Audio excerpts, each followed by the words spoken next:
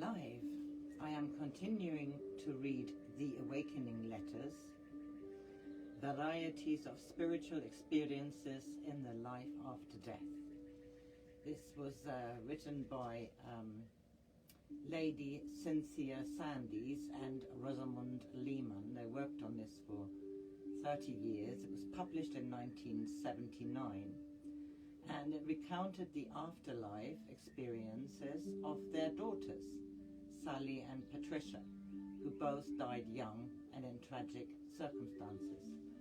Quite a few letters here are from Sir Albury Gascoigne, also called Joe.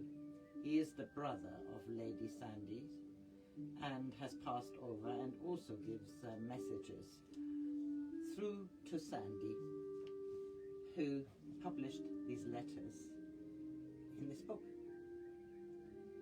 This is again Joe, in chapter 5. It's quite a long chapter actually. Weightlessness. This is good. You've been thinking on another plane of thought lately. I'm so glad. It's always difficult to insert a new vibration. And you have just taken on the view that anti-gravitation might become a thing in your physical life. Many people who you know have this power already. Of course, Andrew had it well established before he left the body. Now you must train your mind to accept the power of movement in and out of the body. This change must come gradually, otherwise the whole planet would fly to bits, and chaos on a very fast scale would be the result. Weightlessness, that is the theme. Try and see yourself as weightless. I know it's hard to take up a new idea of this kind, but it's much easier to root new ideas in the physical before you come over entirely into the etheric. It makes progress so much quicker. You have no idea how awkward I felt when it was imposed upon me. I slipped out of my body into one exactly similar and used it in the same way, feeling grand. Then came the moment of decision. I saw I was not of the same texture as Pat and Nick and Douglas is his son, and asked why. And they explained ruthlessly that I hadn't died yet and was still completely physical. So I must face the second death of virtually pushing off this nice, comfortable physical body that was diseaseless and fatigueless, and take on the Christ vibration of timeless, spaceless energy. I wasn't all that impressed. I wanted to stay as I was.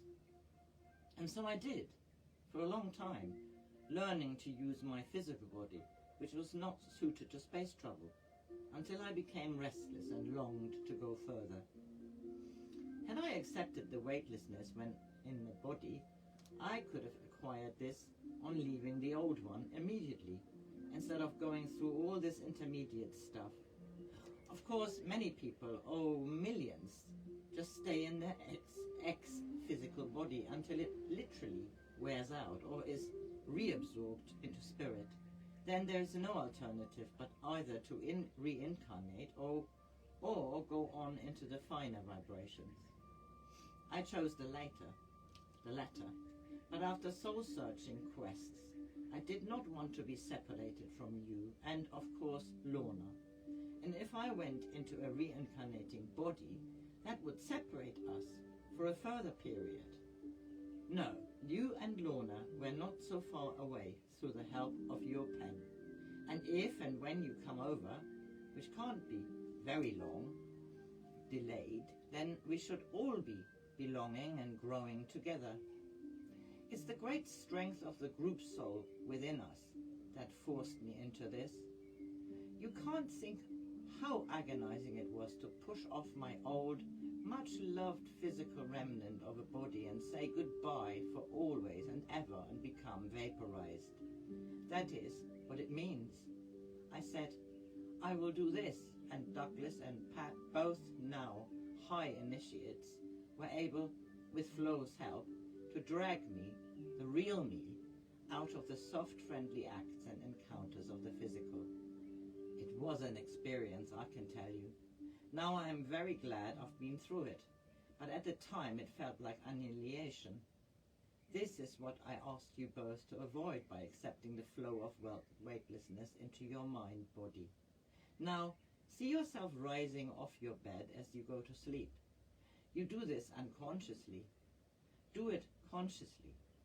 In meditation, push your finer body out of your physical. See and feel yourself passing from room to room, from person to person, or as you do on the healing ray. See yourself in the hospital or the private house with your patients. We are just welcoming the arch healer, Harry Edwards, over here. He is a great fellow. What a lot of barriers he has contested and overcome. Life on earth holds so much that it is difficult to decide to give it up. But no one hurries you, so for eons of time, one can go on living in a half and half body, seeing and doing all the old physical things, plus the enormous expansion of consciousness. But I wanted to go on, and so will you. Accept this idea and work upon it, and the seed will be sown in your finer body, ready to be used on waking over here.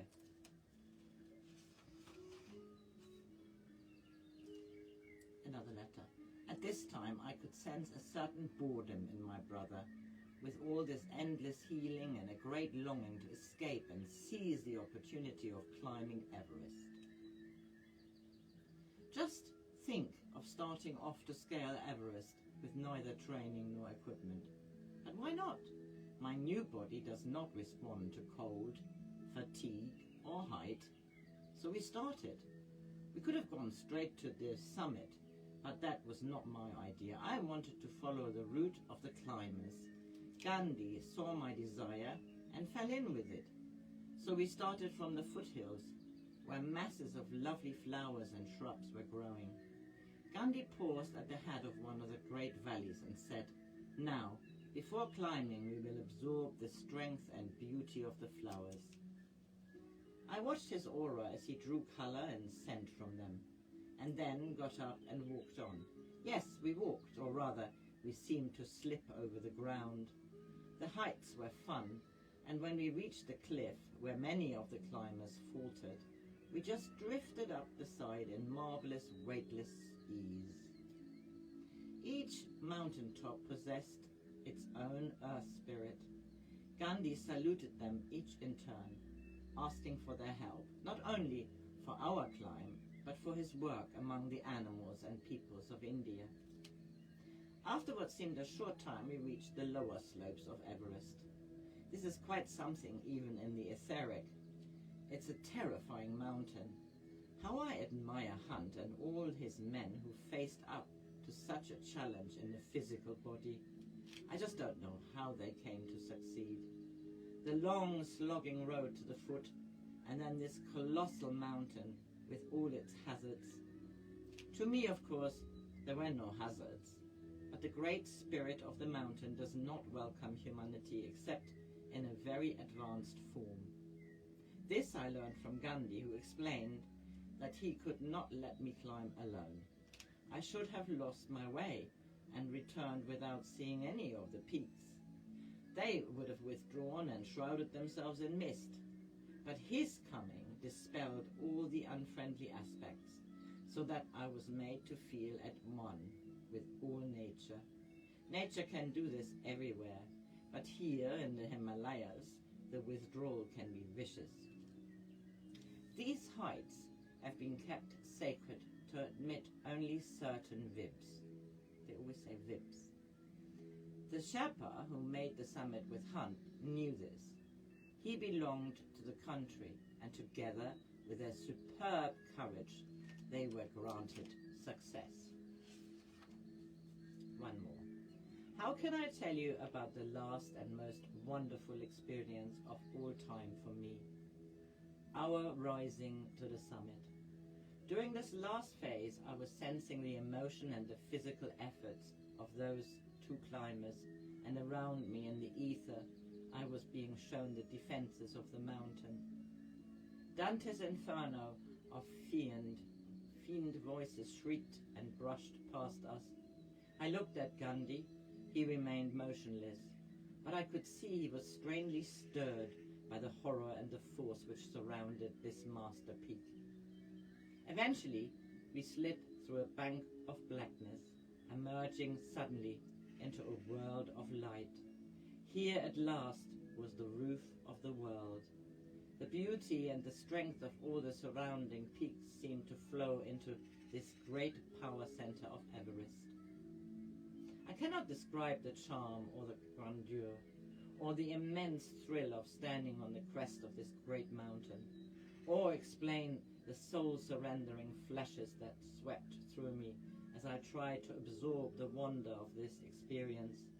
I knew that I was reaching the point of unconsciousness due to over-reception of far more advanced vibs than I could take into my system.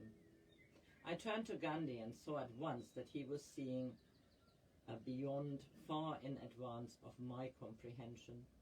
I waited, holding on to consciousness with difficulty in this flaming vortex of light and sound. At first the sound was too obscure and abstract for me to fathom. It resembled mountain torrents, but as I waited it changed into fragments of almost earthly music, reminiscent of the old masters, then changing again with elfin glee into something that spoke of snow and ice and the blue heaven. Then, suddenly, it all changed, and I received what I can only describe as a bearable rupture which descended upon me, and I saw a figure of light so transcendent that I was blinded, and could only sense the semi-transparent wonder of this marvelous presence. Was it the spirit of the mountain or Christ himself? I do not know. I shall probably never know. This is the greatest experience I have ever had. Okay, I'll stop this here. The next one is entitled The Black Mountain.